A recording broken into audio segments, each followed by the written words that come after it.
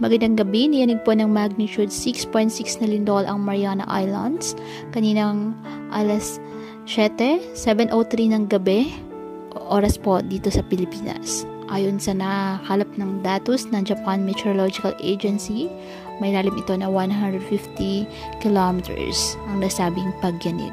Ayon naman po sa Philippine Institute of Volcanology and Seismology or PHIVOLS, wala naman pong banta ng tsunami sa ating bansa hinggil po sa nasabing pagyanig. At nangyari ang pagyanig malapit po sa northeast ng Mariana Islands.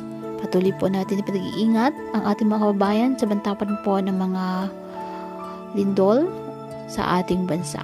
Maging alerto anumang oras.